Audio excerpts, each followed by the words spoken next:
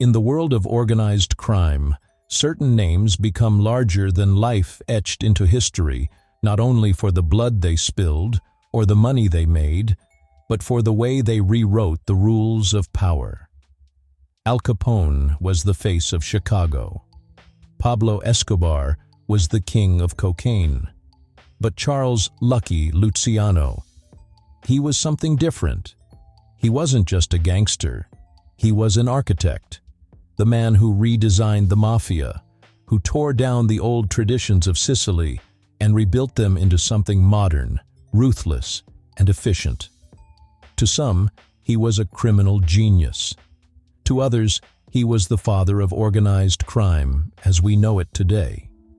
And his story begins not in the marble halls of power, but in the crowded tenements of New York City, where an immigrant boy learned that survival meant ambition, and ambition meant doing whatever it took.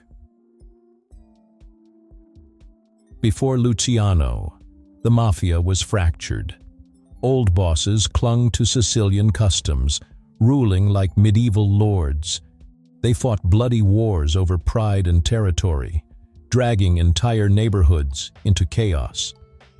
But Luciano saw something they didn't. He saw crime as a business. He believed gangs shouldn't fight each other. They should work together, divide territories, share profits, and run like corporations. It was a radical idea, one that would change the underworld forever. But to get there, Luciano would first have to survive betrayal, assassination attempts, and wars against men who saw him as a threat. This was not just the story of a gangster. It was the story of a man who turned chaos into order, who created a criminal empire that still echoes in today's headlines. They called him Lucky for a reason. Some said it was because he survived more than one attempt on his life, including a brutal kidnapping where he was stabbed, beaten, and left for dead. Others said it was because he had an uncanny instinct, a sixth sense for danger, power, and opportunity. But perhaps his greatest luck was timing. He rose during a moment when Prohibition had transformed street gangs into empires, when America's thirst for alcohol created fortunes overnight. And while other men burned fast and faded, Luciano played the long game. He built alliances where others built enemies. He shook hands where others pulled triggers. And when necessary, he was ruthless enough to eliminate anyone who stood in his way. To understand Luciano's story is to understand the world he shaped. The commission he created became the blueprint for organized crime, not just in New York, but across America. His fingerprints were on everything: bootlegging, gambling, narcotics, prostitution, even Hollywood unions. When people today talk about the mafia in movies, shows, and books, they are often talking about Luciano's mafia. The Godfather, The Sopranos, Narcos, all of it owes a debt to the structure he built, the empire he envisioned. But here's the irony. Luciano didn't set out to be a legend. He wanted money, influence, survival. And yet, by pursuing those goals with cold precision, he became the most influential mob boss of the 20th century. And here lies the paradox. Luciano was feared by rivals, yet respected by allies. He was a criminal hunted by law enforcement, yet secretly courted by governments when they needed him most. He destroyed the old guard of the mafia, but in doing so, he gave it new life and power. He was both a rebel and a founder, both a destroyer and a builder. It is easy to call him a gangster. But the truth is, Lucky Luciano was much more dangerous than that. He was an organizer, a strategist, a man who saw patterns in chaos and bent them to his will. So why does his story matter now? Because Luciano's shadow is long. His model of organized crime still exists today, influencing everything from drug cartels in Latin America to mafia families in Italy, to street gangs in New York. He showed that power doesn't just come from guns, it comes from structure, from alliances, from a vision bigger than yourself. And just like Escobar and Capone, his rise came with a price: betrayal, imprisonment, exile. Even in luck, there was no escape from the fate that awaits every man who builds an empire on crime. This is not just the story of how lucky Luciano made millions. It is the story of how one man transformed the mafia into a modern syndicate, how he outplayed his rivals, and how his decisions still ripple through history. From the dark alleys of the Lower East Side to the smoke-filled rooms where deals were made, Luciano's journey is one of survival, ambition, betrayal, and legacy. He was the man who asked a simple question: why fight when you can organize? And the answer gave birth to the Mafia as we know it. Charles "Lucky" Luciano was not born into wealth nor into the throne of crime. He was born into struggle. His earliest years were spent not in the glittering lights of Manhattan, but in a small Sicilian village called Lercara Fridi, a place where survival meant backbreaking work and opportunity was scarce. Born Salvatore Lucania in 1897, he grew up in a family that, like many others in Sicily, lived on the edge of poverty. His father, Antonio, was a sulfur miner, a job dangerous, exhausting, and hopelessly underpaid. His mother, Rosalia, tried to hold the family together, but life in Sicily offered little hope for advancement. Like millions of other Italian families at the turn of the century, the Lucanias looked westward. America, L'America, as they called it, was a land of possibility. And so, when Charles was just 10 years old, the family boarded a ship and crossed the Atlantic, settling in New York City. But the promise of America was not the reality they found. The Lucanias were thrust into the overcrowded, chaotic streets of Manhattan's Lower East Side. Their tenement was cramped, filthy, and teeming with other immigrant families. Disease was rampant. Jobs were scarce. Prejudice against Italians was everywhere. For young Charles, school felt irrelevant. English was foreign, authority figures dismissed him, and books seemed powerless compared to the hard lessons of the street. By the time he was a teenager, he had dropped out of school, declaring that he would make his own way in the world. And the streets of New York had their own education to offer. Even as a boy, Luciano had an instinct for power. He wasn't the biggest or strongest, but he was smart, calculating, and unafraid to take risks. He started small running errands for older boys, carrying packages, selling dope to other kids in school. By his early teens, he had formed his own little gang of Italian kids who carried knives and hustled nickels from the frightened. But Luciano wasn't only interested in fear, he was interested in profit. He quickly realized that alliances brought more power than brute force. He began charging younger kids a protection fee, offering safety from beatings in exchange for a few cents a week. It was an early taste of what would later become his business philosophy: control through organization, not chaos. By his late teens, Luciano graduated from petty hustles to the big leagues of street crime. He joined the 5 Points Gang, one of the most notorious street gangs in New York, made up largely of Italian and Irish immigrants. It was here that Luciano made two of the most important friendships of his life. First, Meyer Lansky, a sharp-minded Jewish kid who shared Luciano's vision that ethnic rivalries were bad for business. While other gangs divided by nationality, Luciano and Lansky believed in partnerships that transcended bloodlines. Second, Benjamin "Bugsy" Siegel Wilde, fearless and violent. Siegel lacked Lansky's discipline, but had the kind of ruthless energy that made him invaluable in a fight. Together, this trio would one day shape organized crime in America. But for now, they were just kids, learning how to make a name for themselves in the brutal ecosystem of New York gangs. Luciano's hustles during these years reflected both ambition and cunning. He dabbled in bootlegging before Prohibition even began, smuggling liquor into speakeasies. He organized gambling dens in back rooms, collected street-level debts, and occasionally ran narcotics. But he also learned something crucial. Survival depended on knowing when to use violence and when to avoid it. Unlike hot-headed gangsters who chased glory, Luciano thought long-term. If killing one man brought the police down on 10 businesses, the cost wasn't worth it.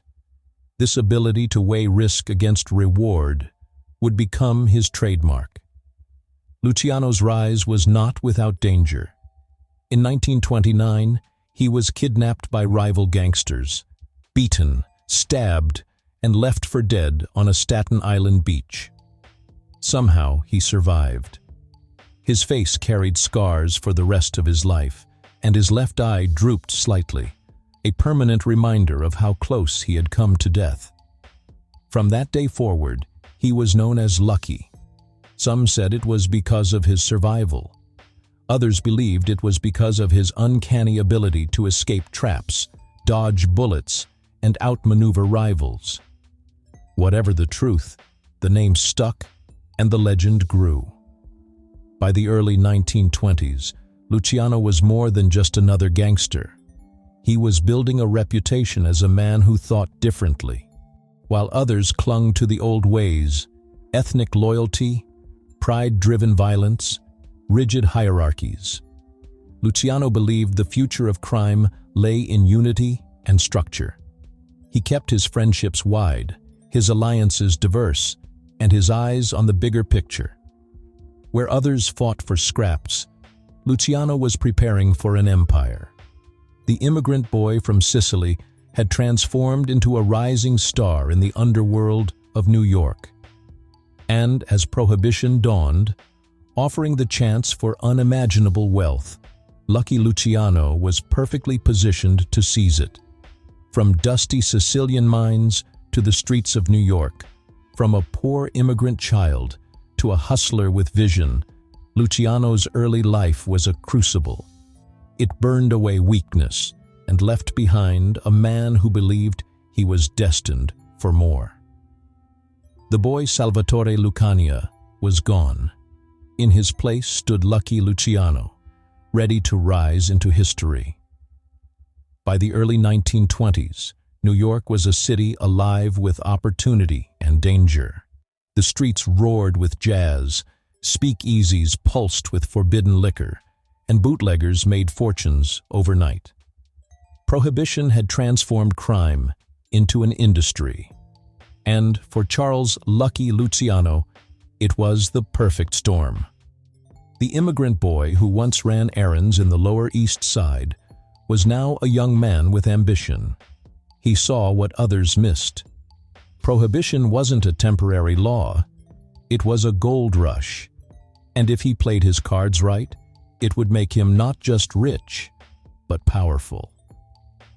Luciano began by aligning himself with two of New York's most feared gang bosses, Joe the Boss Masseria and Arnold Rothstein. Rothstein, a Jewish gambler and financier, wasn't just a criminal.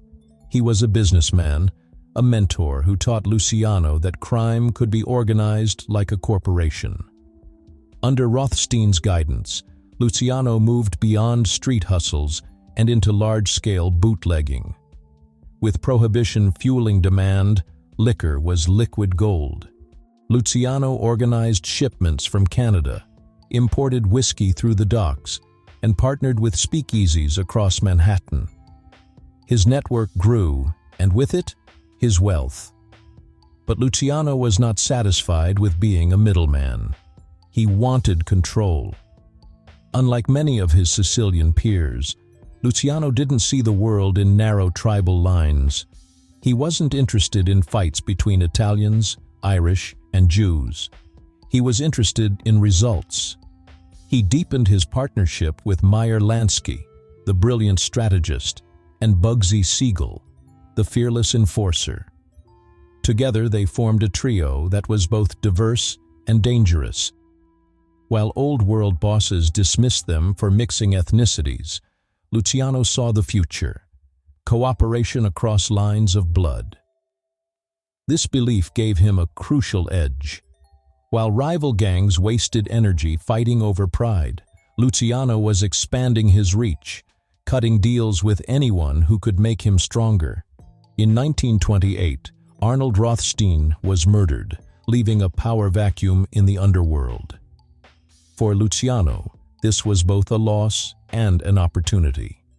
Rothstein had been his guide, teaching him discipline and vision. But now, Luciano was free to step into the spotlight. He tightened his ties with Masseria, one of the last of the old-school Sicilian bosses. But privately, Luciano had doubts. Masseria was powerful, yes, but he was also stubborn, clinging to outdated codes of loyalty and vendetta. Luciano believed those traditions were holding them back. A clash between old and new was inevitable. During these years, Luciano became famous not only for his wealth, but for his style. He wore tailored suits, smoked expensive cigars, and moved comfortably among politicians, businessmen, and entertainers. He was young, charming, and ambitious. But beneath the charm was ruthlessness. Luciano had survived beatings, betrayals, and assassination attempts. He knew when to strike and when to smile. He built a reputation as a man who could make deals as easily as he could order hits. This balance of violence and diplomacy was rare in the underworld. It made him indispensable. By the early 1930s, tensions in New York's Mafia exploded into open conflict. The Castellammarese War pitted Joe Masseria against another powerful Sicilian boss, Salvatore Maranzano. The city became a battlefield. Gunmen stalked the streets, executions became daily news, and bodies piled up in alleys. Both Masseria and Maranzano wanted to control the Mafia in New York. Luciano found himself in the middle. As Masseria's lieutenant, he was expected to fight. But deep down, Luciano saw the war as pointless. Both bosses were clinging to old ways, and their feud was destroying opportunities. Luciano began to think dangerously. Maybe the only way forward was to eliminate both. During the chaos of the Castellammarese War, Luciano's vision sharpened. He imagined an organization where bosses weren't chosen by bloodline or birthplace, but by business sense, where Italians, Jews, and Irish could work together, bound not by tradition, but by profit, where wars would end and order would reign. It was a radical dream, one that would make him both a target and a visionary. But to achieve it, Luciano needed to survive the war and betray the very man who had brought him up. Luciano's rise in New York was built on three things: alliances, ambition, and timing. He knew the war between Masseria and Maranzano couldn't last forever. One side would win, the other would be buried. Luciano decided he would not be buried.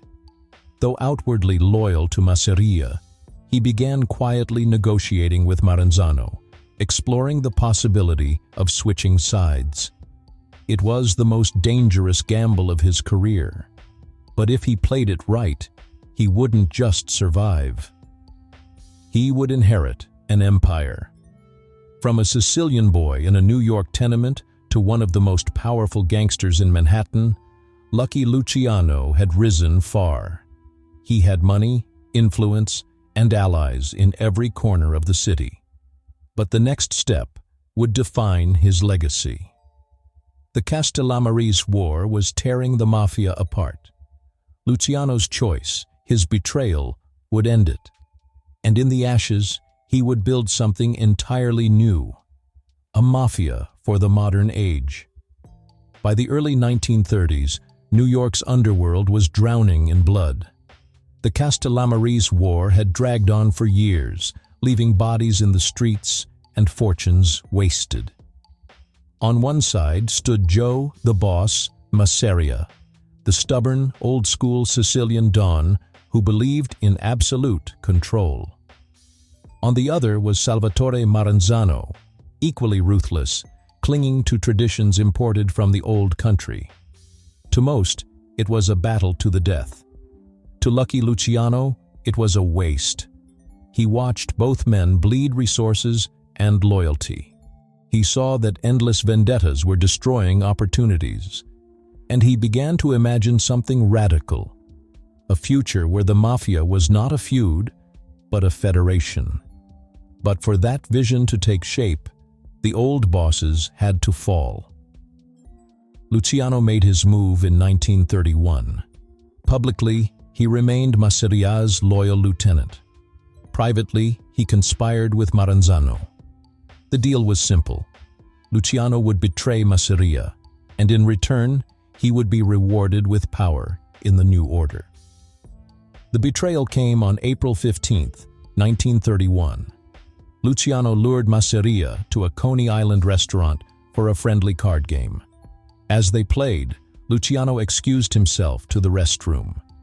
In his absence, gunmen stormed the room. Joe Masseria was shot dead at the table, cards and blood scattering across the floor. With one strike, Luciano ended the reign of the boss of bosses. But his vision was only beginning. With Masseria gone, Salvatore Maranzano declared himself the new capo di tutti capi, the boss of bosses. He reorganized the mafia into 5 families, each with its own boss, underboss, and consigliere. It was the first attempt at structure. But Maranzano's pride was his weakness. He saw himself as a dictator, demanding loyalty, demanding tribute. He looked at Luciano and his allies Meyer, Lansky, Bugsy, Siegel, Frank Costello, with suspicion. To him, Luciano was ambitious, dangerous, and too modern. Behind closed doors, Maranzano began plotting Luciano's death. But Luciano was always one step ahead. Word reached him that Maranzano planned to assassinate him. Luciano understood immediately. If he didn't act, he would be next. And so, only months after helping Maranzano to power, Luciano turned against him. On September 10, 1931, Luciano's men walked into Maranzano's office in Manhattan's Helmsley building. Posing as government agents, they disarmed his guards. Then, in a flash, they stabbed and shot Maranzano to death. The old world was gone. The boss of bosses was dead. And Luciano stood in the ashes, ready to build something entirely new. Luciano understood something no one before him had. Absolute power created endless wars. As long as one man claimed to be the supreme leader, rivalries would never end. The solution, he believed, was democracy, or at least the mafia's version of it. In late 1931, Luciano gathered the most powerful bosses in the country. Together, they created the Commission, a governing council of mafia families that would settle disputes, divide territories, and oversee organized crime nationwide. The commission was made up of the 5 families of New York, along with powerful families from Chicago and Buffalo. Each family boss had a seat at the table. No one man would rule. Decisions would be made collectively, with violence used only as a last resort. It was the most ambitious reorganization of organized crime in American history. Under Luciano's system, the mafia became more efficient, more profitable, and more stable. Instead of feuding, the families cooperated. Instead of vendettas, there were negotiations. Prohibition provided endless income. Bootlegging flowed smoothly. Gambling dens, labor unions, nightclubs, and racetracks all fell under mafia control. Profits soared. Luciano also opened the doors to partnerships across ethnic lines. Jewish mobsters like Meyer Lansky and Dutch Schultz worked alongside Italian families. The old barriers of Sicily were shattered. This was Luciano's genius. He turned the mafia into an American corporation of crime. It is strange to speak of a gangster as a reformer, yet that is what Luciano was. He reformed crime itself. He brought order to chaos, rules to lawlessness. He replaced pride with profit, vendetta with vision. Of course, his reforms came at a price. Blood was spilled to clear the way. Betrayal was the foundation stone of his empire. But in the underworld, results mattered more than methods. And Luciano delivered results. By the mid-1930s, Lucky Luciano was the most powerful gangster in America. His influence extended from New York to Chicago, from the docks to the nightclubs, from labor unions to Hollywood. He was not just a boss. He was the architect of an entire system. The commission would endure for decades, shaping organized crime long after Luciano was gone. Even today, its shadow lingers in the stories told about the mafia. But every empire has its enemies. And while Luciano was reorganizing the mafia, law enforcement was reorganizing itself. A new generation of prosecutors, led by a relentless man named Thomas E. Dewey, was preparing to bring him down. Luciano had built an empire on betrayal and blood. Now he would face betrayal of a different kind, one that came not from within the mafia, but from the law itself. By the mid-1930s, Lucky Luciano had achieved what no gangster before him had managed: peace. The Castellammarese War was over. The old bosses were dead, and the commission was in place, bringing order where once there had been chaos. But peace didn't mean rest. For Luciano, peace was an opportunity, a chance to build, expand, and transform the mafia into an empire that touched every corner of New York.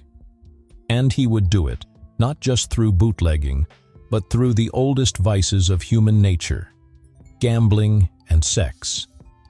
Luciano was pragmatic. He understood that as long as people desired forbidden pleasures, there would be profit. Gambling, prostitution, narcotics. These were not just crimes. To him, they were markets. Under his direction, New York became a web of underground casinos, betting parlors, brothels, and rackets.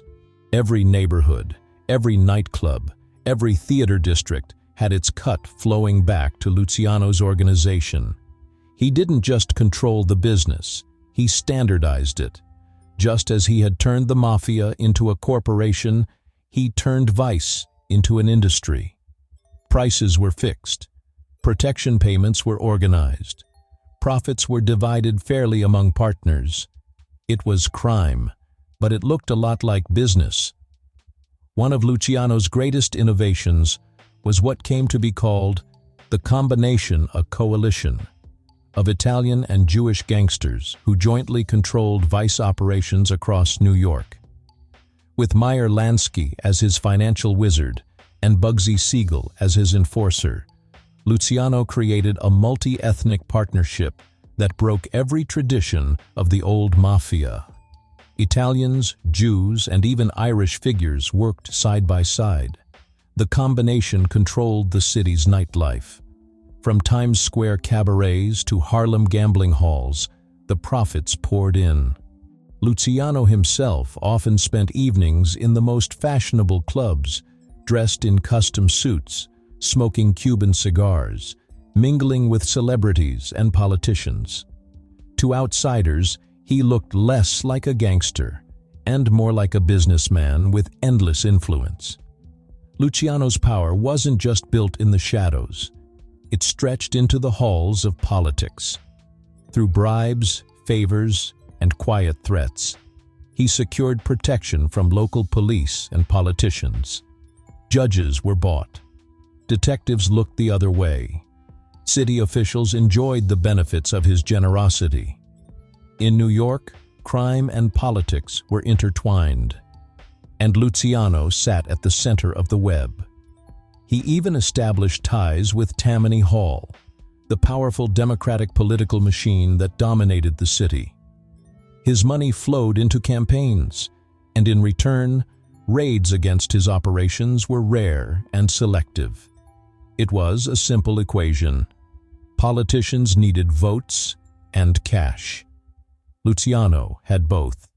Perhaps Luciano's most controversial enterprise was his expansion of prostitution. While other mobsters avoided the trade, considering it dishonorable or too risky, Luciano saw it as a business opportunity. He helped organize what became known as the world's oldest profession into something resembling a corporate structure. Rather than scattered streetwalkers vulnerable to police raids, Luciano's system placed women in controlled brothels, protected by gangsters, and regulated to ensure maximum profit. It was efficient, it was lucrative, and it was exactly what would one day bring him down. Luciano's reach didn't stop at the Hudson River. Through the commission, his influence extended to Chicago, Buffalo, and beyond. He built alliances with Al Capone's Chicago outfit and other regional bosses, creating a national syndicate that coordinated across state lines. And with Lansky, he began looking even further: Havana, Cuba, and eventually Las Vegas.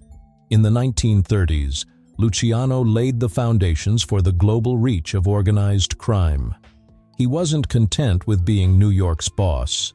He wanted to be the CEO of a criminal empire without borders. For the public, Luciano was a paradox. He was feared, yes, but he was also admired. Newspapers wrote about his wealth, his charm, his style. Some saw him as a symbol of immigrant success, proof that an Italian boy from the Lower East Side could rise to power.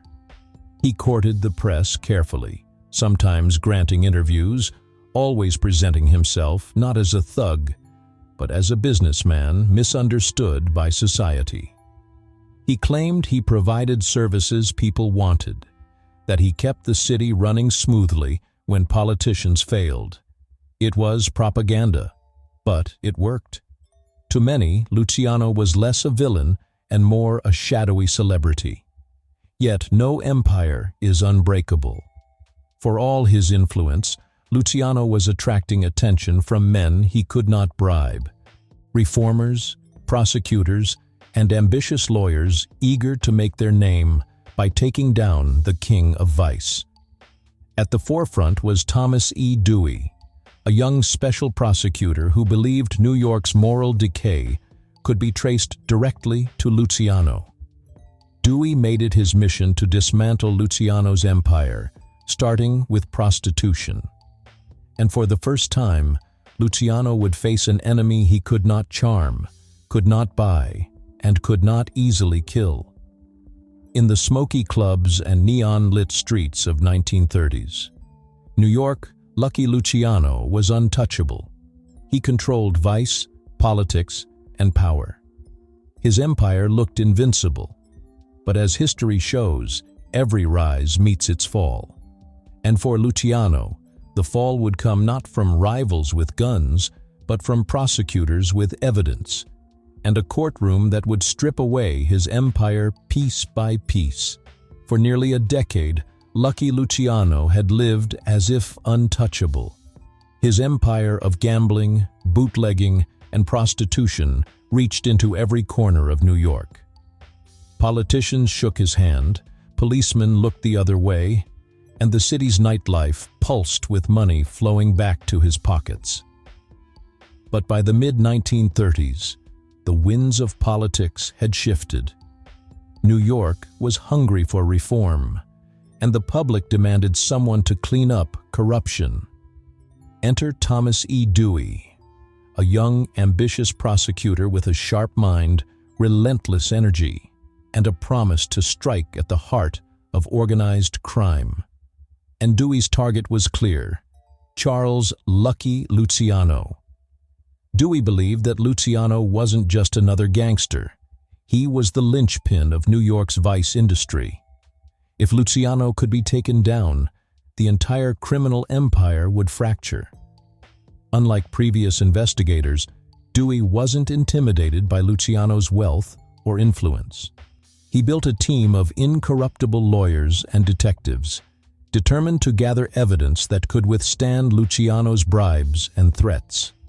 He began by focusing on the one area Luciano couldn't distance himself from: prostitution. Luciano's organization controlled hundreds of brothels across New York, employing thousands of women. Money flowed upward in a carefully structured system.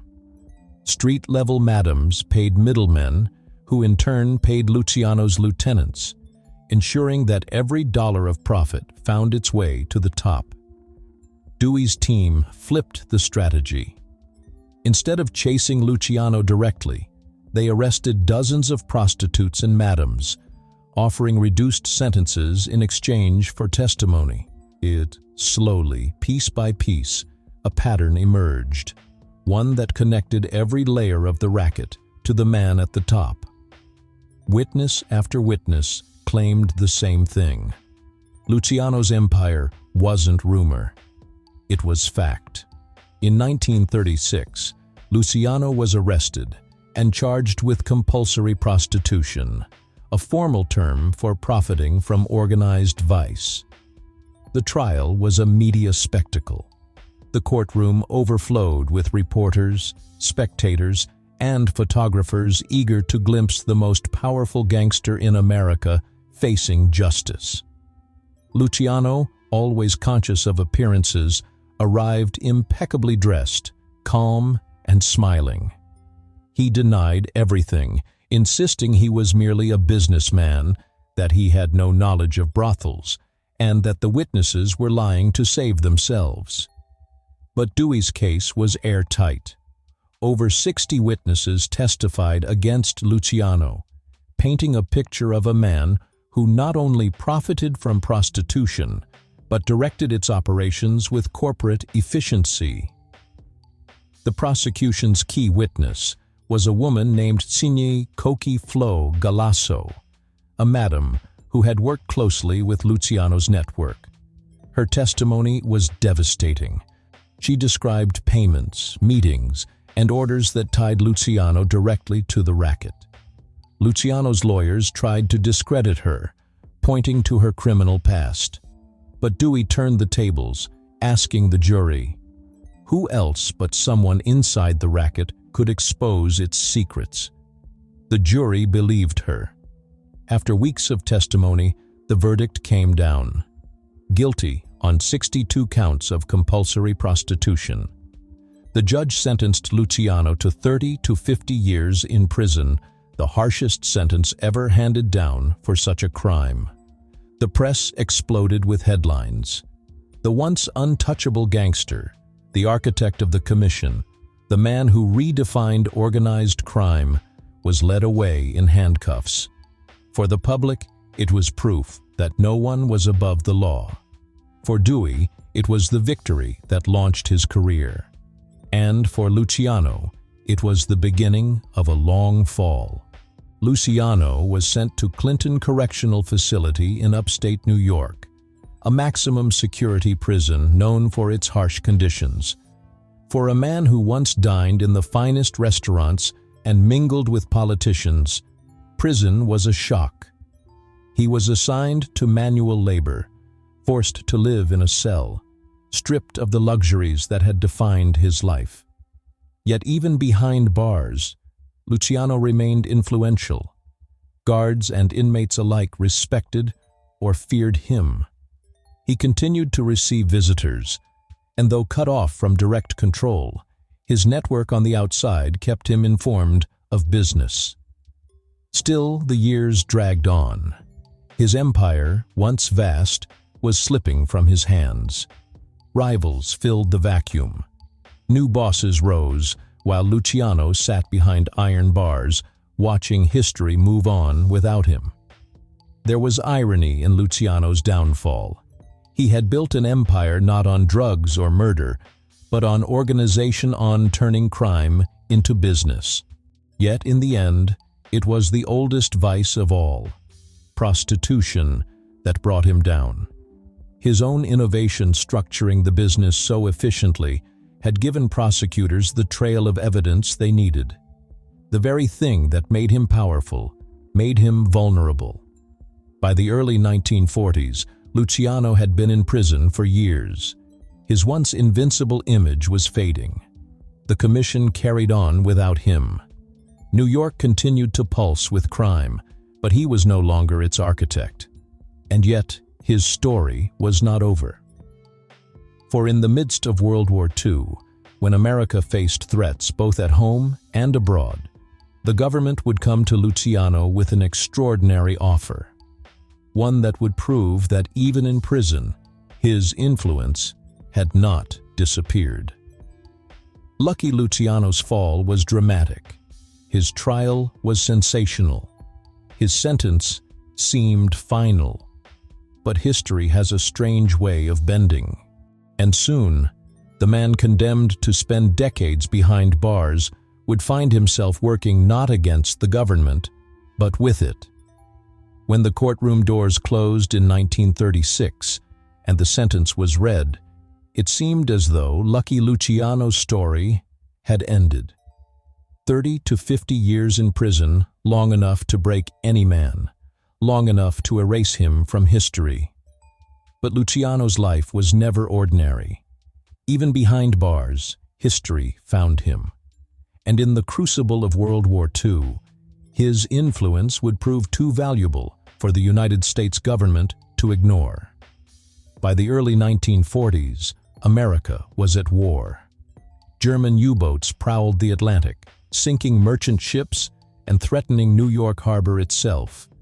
The docks of New York were vulnerable, riddled with corruption, sabotage fears, and labor unrest. Desperate for security, U.S. naval intelligence turned to an unlikely source: organized crime. And in the hierarchy of that world, one name still carried weight: Charles "Lucky" Luciano. Though imprisoned, Luciano remained respected in the underworld. His word still mattered on the docks. His connections could mobilize cooperation or silence troublemakers. So, in a secret arrangement later called Operation Underworld, naval intelligence struck a deal. Luciano would use his influence to secure the docks against sabotage, ensure smooth shipping operations, and even assist with intelligence about Sicily ahead of the Allied invasion. In exchange, the government would consider leniency. Luciano agreed. Through intermediaries like Meyer Lansky, he relayed instructions from prison to his network. Soon, dock workers and longshoremen, many under mob influence, fell into line. Strikes vanished. Sabotage fears faded. Ships sailed smoothly. To the outside world, nothing was known. The deal was buried in secrecy, hidden from the public. But within government circles, Luciano had proven himself unexpectedly useful. In 1946, after nearly a decade behind bars, the governor of New York commuted his sentence. Officially, the reason was his wartime assistance. Unofficially, it was recognition that Luciano's power still mattered, even to the nation that had locked him away. But there was a condition: Luciano would never again live in the United States. Upon release, Luciano was immediately deported. He boarded a ship bound for Naples, Italy, the land of his birth, the land he had once fled as a boy. For Luciano, it was bittersweet. He was free, but not truly. America had been his stage, his empire, the place where he built his name. Now he was an exile, forced to watch from afar. Yet even in Italy, his legend followed him. He was greeted as a celebrity, shadowed by police, courted by criminals. Wherever Luciano went, whispers spread. The boss has returned. Luciano's exile didn't end his influence. In fact, it opened new doors. In 1946, only months after his release, Luciano secretly traveled to Havana, Cuba. There, he convened a historic meeting of mafia bosses, the infamous Havana Conference. In luxurious hotels and smoke-filled rooms, gangsters from across America gathered to discuss the future of organized crime. Topics included narcotics trafficking, casino investments, and the rise of new leaders. Luciano presided like a statesman. Though exiled, he reminded everyone that he remained the architect of their world. Decisions made in Havana shaped the mafia for decades, especially the expansion into Cuba and Las Vegas. But his return to prominence caught the eye of American authorities. Pressured by the U.S., the Cuban government arrested and deported him back to Italy. Once again, Luciano's reach exceeded his leash. Back in Italy, Luciano lived under constant surveillance. The Italian police monitored him closely, suspecting him of rebuilding the international drug trade. American agents tracked his every move, convinced he was pulling strings from afar. Whether Luciano truly commanded narcotics routes or merely inspired fear remains debated. What is certain is that his reputation alone kept him powerful. Even without direct control, his name carried weight in criminal circles across Europe and America. But the exile wore on him. He was cut off from his homeland, his old haunts, his familiar streets. The man who once ruled New York now wandered Naples, a king without a throne. In the end, Luciano's story closed not with bullets or betrayal, but with a quiet fall. On January 26, 1962, at the age of 64, Luciano collapsed from a heart attack at Naples International Airport. He had been preparing to meet with a film producer to discuss a movie about his life. Death came swiftly, as if history itself had chosen the ending. His body was returned to New York for burial, an irony for a man deported in disgrace. Thousands attended his funeral, including old associates, rivals, and curious onlookers. Even in death, Luciano drew a crowd. So what is Lucky Luciano's legacy? He was not the richest gangster. He was not the most violent. But he was the most influential. He transformed the mafia from chaotic street gangs into a national syndicate. He built the Commission, a system that allowed organized crime to survive and thrive for generations. He forged partnerships across ethnic lines, proving that profit could overcome prejudice. His downfall showed that even the mightiest gangster could be brought low by the law. Yet his wartime deal with the U.S. Navy revealed the unsettling truth. Sometimes, governments need gangsters. Luciano was a paradox, both criminal and patriot, exile and legend, destroyer and builder. From a poor Sicilian boy in a New York tenement to the architect of modern organized crime, Lucky Luciano's journey was one of ambition without boundaries. He rewrote the rules of the underworld, but he also left a lesson for history. Power built on betrayal, and fear never lasts. Luciano wanted to be remembered as more than a gangster, and in some ways, he got his wish. Today, his name is spoken not only in courtrooms and history books, but in movies, television, and folklore. He was not just lucky, he was unforgettable.